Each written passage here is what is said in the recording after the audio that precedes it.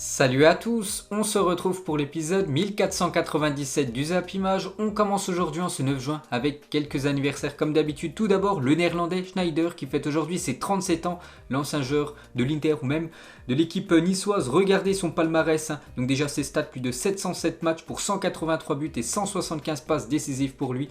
Donc il a remporté quand même la Ligue des Champions, la Liga, la Super Coupe d'Espagne, une Serie A, 2 Coupes d'Italie, une Super Coupe d'Italie, le championnat des Pays-Bas, 2 fois le championnat turc et une Coupe du Monde des clubs. Un bon anniversaire à Sneijder qu'aurait dû normalement remporter quand même ce Ballon d'Or 2010 parce qu'il avait fait le triplé avec l'équipe de l'Inter. Il y a aussi l'Allemand Miroslav Klose qui fête aujourd'hui ses 43 ans. Il détient le record du plus gros nombre de buts marqués en phase finale de l'histoire des Coupes du Monde, 16 buts de 2002 à 2014. Il était aussi le meilleur buteur allemand en sélection. Bon anniversaire à cette légende. Il y a aussi le jeune joueur mexicain Diego Lainez, le joueur du Betis Séville qui fête aujourd'hui ses 21 ans. Et pour finir, le jeune français de l'AS Monaco, Sofiane Diop, lui aussi qui fête aujourd'hui ses 21 ans. Ensuite, on ouvre la page équipe de France car hier soir c'était le dernier match de l'équipe de France lors des matchs de préparation avant de débuter l'Euro la semaine prochaine. Et belle victoire de l'équipe de France contre l'équipe de la Bulgarie, 3-0 pour les Bleus, un but de Antoine Griezmann et un doublé de Olivier Giroud. Regardez les stats du match, donc un match à sens unique, l'équipe bulgare a tiré seulement une seule fois. Ça n'a même pas été cadré alors que l'équipe de France a tiré quand même 27 fois, 10 tirs cadrés pour l'équipe de France, 3 buts. Donc bien sûr on va retenir la victoire et cette belle prestation des Français hier. Et l'équipe de France a encaissé 0 but sur ses 4 derniers matchs. Ce n'était plus arrivé depuis 2008 parce que les 4 derniers matchs, une victoire 2-0 contre le Kazakhstan, une victoire 1-0 contre la Bosnie et 2 fois 3-0 contre le Pays de Galles et la Bulgarie. Donc ça faisait plus de quasiment 13 ans que l'équipe de France n'avait pas fait cela. Ensuite, une déclaration de Didier Deschamps, le sélectionneur des Bleus. Donc il fait le bilan après ces 2 matchs de préparation, beaucoup de très bonnes choses. On sait ce qui nous attend, ça sera beaucoup plus difficile le 15. On reste sur 2 bonnes performances. Donc le 15, il parle du 15 juin prochain, le match du côté de l'Allemagne. Ensuite, un petit coup d'œil à la une du journal L'Équipe aujourd'hui et ça parle de Olivier Giroud, plein gaz pour l'attaquant de Chelsea qui a remplacé Karim Benzema, sorti sur blessure, a inscrit un doublé et porte son total à 46 buts avec les Bleus. À une semaine de leur début dans l'Euro contre l'Allemagne, les Français sont lancés. Donc tout d'abord, on commence déjà avec Olivier Giroud, donc 45 et 46e but pour Olivier Giroud en équipe de France, un double buteur hier. L'attaquant français, pourtant il joue très peu quand même maintenant avec l'équipe de France et même avec l'équipe de Chelsea, mais il répond toujours présent quand même avec les Bleus. Félicitations à lui, il a vraiment un gros mental, l'attaquant français. Et Giroud n'est désormais plus qu'à 5 buts de devenir le meilleur buteur de l'histoire de l'équipe de France. C'est quand même incroyable. Donc regardez le classement des meilleurs buteurs en équipe de France. Donc le record, c'est toujours Thierry Henry, 51 buts, et Giroud maintenant 46 buts. Donc plus que 5 buts à inscrire pour Giroud et il égalera Thierry Henry. C'est quand même incroyable la performance de Giroud. Donc il a fait une déclaration, il a dit: je suis très satisfait de pouvoir aider l'équipe ce soir avec mes 2 buts. Concernant le record de buts en équipe de France, je l'ai toujours dans un coin de ma tête. Il en reste encore quelques-uns à mettre avant de rattraper Thierry Henry, donc c'est ce qu'on espère bien sûr pour Giroud. Toujours avec lui, donc il est devenu hier soir le joueur le plus âgé à inscrire un doublé avec l'équipe de France, 34 ans et 251 jours pour Olivier Giroud. Lui, tu lui parles pas d'âge bien sûr pour Giroud. Et toujours avec lui, donc hier soir il a disputé son 108e match sous le maillot bleu, rejoignant ainsi un certain Zinedine Zidane. À 34 ans et 8 mois, il devient le 2e plus vieux attaquant à jouer un match avec la sélection française derrière l'Arbi Ben Barek qui avait 40 ans à l'époque. Ensuite, toujours avec Olivier Giroud, il a aussi dit: peu importe les circonstances, je lâche rien, je dois répondre présent quand on m'appelle. Il le fait toujours très bien sûr. Olivier Giroud, on va parler de l'autre moment de la soirée d'hier. Bien évidemment, c'est la sortie sur blessure de Karim Benzema. Et ça, il faut le dire quand même que c'est une très mauvaise nouvelle pour l'équipe de France. À J-6 de son déplacement du côté de l'Allemagne. Donc voilà, on n'aime pas voir cette image de Karim Benzema avec la cuisse strappée. Donc sorti à la 38e minute de jeu contre la Bulgarie, Karim Benzema ne souffrirait a priori que d'une béquille. On espère qu'après examen que ça ne sera pas trop grave. Donc pour l'instant, voilà, d'après les dernières infos, c'est seulement une béquille. Donc aujourd'hui, il va passer des examens. Donc on en saura un petit peu plus dans la journée. Voilà, quelle est la cause de la blessure de Karim Benzema. Donc Deschamps, il a dit: c'est une béquille. Il a pris un bon coup, indique Deschamps, sur la sortie sur blessure de Benzema. Et bien sûr, ça reste quand même une très mauvaise nouvelle parce que Benzema, on attendait tous son retour. Et là, bon, ça fait 2 matchs. Bon, il n'a pas marqué, bien sûr, encore hier. Bon, je pense qu'il marquera pour l'Euro. Mais voilà, c'est quand même une mauvaise nouvelle pour l'équipe de France de voir son numéro 9 sortir sur blessure à quelques jours du début de l'Euro. Ensuite les gars, on va parler d'un autre Français. Donc lui il a été très très bon hier, c'est Paul Pogba. Énorme match de Paul Pogba hier. Donc on peut voir qu'il a obtenu la note de 8 aujourd'hui dans le journal de l'équipe. Un gros match du joueur de Manchester United. Et Paul Pogba, 28 ans et 2 mois, est devenu le deuxième plus jeune joueur de l'histoire à atteindre la barre des 80 sélections avec l'équipe de France. Derrière un certain Karim Benzema, lui qui avait atteint les 80 sélections avec les Bleus à l'âge de 27 ans et 8 mois. Ensuite, on va parler d'un autre Français, lui aussi très bon hier, c'est Antoine Griezmann. Donc déjà, il a débuté hier son 48e match consécutif avec l'équipe de France. Je vous l'ai dit les gars, Antoine Griezmann très rarement blessé, donc tant mieux pour lui, 48 matchs d'affilée qu'il est titulaire avec les Bleus. Un record évidemment. La dernière fois que les Bleus jouaient sans lui, c'était le 13 juin 2017 face à l'Angleterre. Et toujours avec Antoine Griezmann, magnifique but hier, un retourné acrobatique. Bon, ça a été détourné par un défenseur bulgare. Et voilà, vraiment très beau geste de Antoine Griezmann. Et on peut voir qu'à la fin du match, donc il a offert ses crampons à un jeune supporter. Donc à la fin de la rencontre, un très beau geste de l'attaquant bleugrana. Ensuite, on va parler cette fois-ci de Kylian Mbappé, lui aussi bon match de sa part hier. Donc il est devenu hier soir le deuxième joueur de l'histoire de l'équipe de France à comptabiliser 44 sélections avant l'âge de 24 ans. Seul Paul Pogba a réalisé cette performance. Et toujours avec Kylian Mbappé, donc Lucas Hernandez, son collègue français, il lui a dit: oui Lucas m'a dit que je devais venir au Bayern Munich lors du prochain mercato. Dans le football, on ne sait jamais ce qui va se passer, mais je suis actuellement très heureux comme ça, donc en étant du côté du Paris Saint-Germain. Et même Deschamps, les gars, parle de l'avenir de Kylian Mbappé. Il a dit: Kylian a été clair là-dessus, il aura une décision à prendre, il la prendra quand bon lui semble. Il est sous contrat avec le Paris Saint-Germain, il est dans la tranquillité et la sérénité avec nous. Donc il a dit ça en conférence de presse hier, Didier Deschamps, par rapport à l'avenir de Kylian Mbappé. Je pense quand même que Mbappé prendra sa décision, s'il prolonge ou non avec l'équipe du Paris Saint-Germain à la fin de l'Euro, parce qu'actuellement il est focus bien sûr sur la compétition. Et toujours les gars avec l'équipe de France, donc le 11 hier, voilà cette équipe qui a débuté le match. Donc pour moi ça sera certainement ce 11 titulaire la semaine prochaine contre l'Allemagne, bien sûr s'il n'y a pas de blessure. Donc avec bien sûr un milieu avec Kanté et Pogba et aussi Corentin Tolisso qui était bon hier. Ensuite, regardez les différentes mises sur les différentes nations de l'Euro. Et on peut voir que l'équipe de France, beaucoup de personnes ont misé sur la victoire, le sacre de l'équipe de France à la fin de l'Euro. 75% ont voté pour l'équipe de France. On peut voir sinon les autres nations à chaque fois combien de pourcentage elles ont obtenu. On peut voir aussi les cotes par rapport au meilleur buteur de l'Euro. Et c'est Harry Kane actuellement avec une cote à 7. Voilà, Harry Kane pourrait terminer meilleur buteur, cote à 7. Lukaku deuxième, Kylian Mbappé troisième. On peut voir aussi que Karim Benzema très bien classé à la 5e position. Et pour finir avec ce match de l'équipe de France hier, donc ça faisait plaisir. Pourquoi? Parce qu'on a pu revoir des supporters dans les gradins. Donc hier il y avait 5000 supporters au Stade de France. Donc ça c'est une très bonne nouvelle pour le football. Ensuite les gars, on continue avec les autres matchs de la soirée d'hier. Il y avait aussi l'Espagne contre la Lituanie et l'équipe U21 espagnole s'est imposée contre la Lituanie A. Voilà 4-0. Donc c'est une drôle de situation que vit l'Espagne à moins d'une semaine de l'Euro. L'équipe A est à l'isolement et ce sont les espoirs qui ont disputé ce dernier match de préparation face à la Lituanie. Donc du coup, quand même victoire 4-0 des espoirs contre l'équipe première de la Lituanie. Il y avait aussi la Pologne contre l'Islande, score final 2-2 entre ces deux équipes. Il y a aussi la Hongrie, donc ça nous intéresse nous Français, parce que l'équipe de France jouera son deuxième match contre les Hongrois. Et la Hongrie hier a fait 0-0 contre l'Irlande. Et concernant le Portugal, donc qui joue ce soir, le Portugal, ils reçoivent l'équipe de l'Israël. Ensuite, direction le continent africain. Donc hier, il y avait le Maroc contre le Ghana. C'était un match amical et c'est les Marocains qui se sont imposés 1-0. Dans ce match, il y avait aussi le Sénégal contre le Cap-Vert. Et le Sénégal s'est imposé 2-0. Et le milieu du Paris Saint-Germain, Gueye, buteur sur coup franc. Et l'autre buteur, c'est Sadio Mané sur penalty. Ensuite, cette fois-ci, direction le continent sud-américain. Il y avait les matchs pour se qualifier pour la future Coupe du Monde 2022, l'année prochaine au Qatar. On commence tout d'abord avec le Brésil.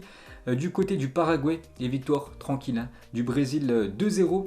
Et le Brésil continue son carton plein dans les éliminatoires pour la Coupe du Monde 2022. Neymar a encore été décisif face au Paraguay. Encore un but et une passe D pour Neymar. Les Brésiliens comptent 6 points d'avance sur l'Argentine, actuellement deuxième.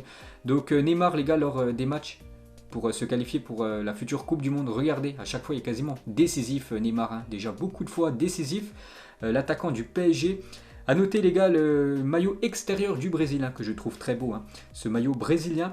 On va parler cette fois-ci de l'Argentine qui se déplaçait du côté de la Colombie, score final 2-2 entre ces deux équipes. Et d'énormes regrets pour les Argentins. Pourquoi? Parce qu'ils menaient 2-0 au bout de 10 minutes de jeu. Ils menaient 2-1 à la 93e minute. Ils se sont fait égaliser dans les dernières secondes de jeu.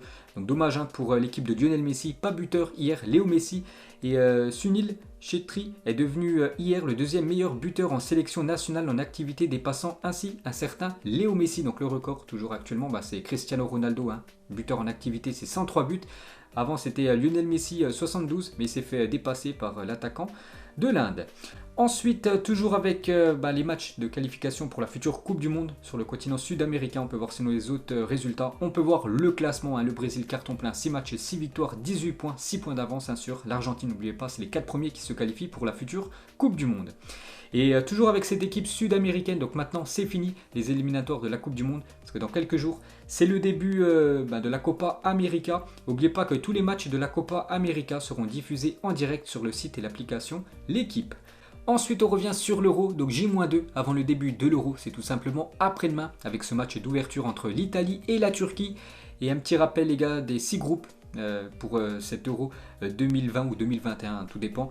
Donc voilà les 6 groupes bien sûr, le groupe de l'équipe de France, le groupe F, le groupe de la mort avec la Hongrie, mais surtout le Portugal et l'Allemagne.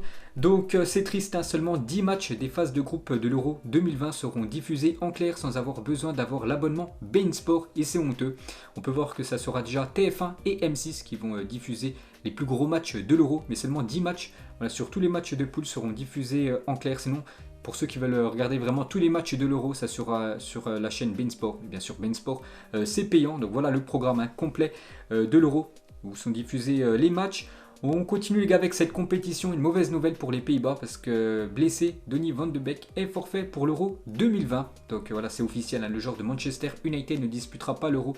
Et Frank de Boer, donc le sélectionneur des Pays-Bas, a décidé de ne pas le remplacer. Donc il y aura 25 joueurs néerlandais pour cet Euro. Ensuite, Phil Foden, les gars, a fait une nouvelle coupe de cheveux pour l'Euro, bien sûr, avec la sélection anglaise. Donc, nouvelle coupe pour le jeune joueur de Manchester City. Et vous savez qu'il y a quelques jours, il a remporté le trophée du meilleur espoir de la Première Ligue. Et regardez sinon ceux qui avaient remporté ce trophée les années précédentes. Ensuite, on va parler de Joachim Löw, le sélectionneur de la Mannschaft. Donc pas satisfait après la victoire 7-1, c'était avant-hier contre la Lettonie. Il a dit on peut mieux défendre sur une action comme ça. Une telle chose ne devrait normalement pas arriver. Ne pas faire attention dans ces moments, ne pas être vigilant. C'est comme ça que nos adversaires nous punissent. Donc voilà ce qu'a dit Joachim Löw. Donc c'est vrai que son équipe s'est imposée quand même 7-1, mais il a pris un but, enfin son équipe a pris un but et il est mécontent de la prestation de ses joueurs. Et toujours avec ce Allemagne-France, ça va être aussi un nouveau duel, une nouvelle fois, entre Manuel Neuer et Kylian Mbappé. Les deux se sont affrontés quand même pas mal de fois ces derniers temps, finale de Ligue des Champions l'année dernière et aussi il y a quelques semaines, lors d'un quart de finale de Ligue des Champions. Donc c'est l'un des meilleurs gardiens de l'histoire du football, je le connais très bien, je le regarde au préalable et j'analyse tout pour voir ce qu'il aime particulièrement et ce qu'il n'aime pas. Cela m'aidera à marquer contre lui bien sûr, vu que Manuel Neuer est considéré comme l'un des meilleurs gardiens actuellement de la planète.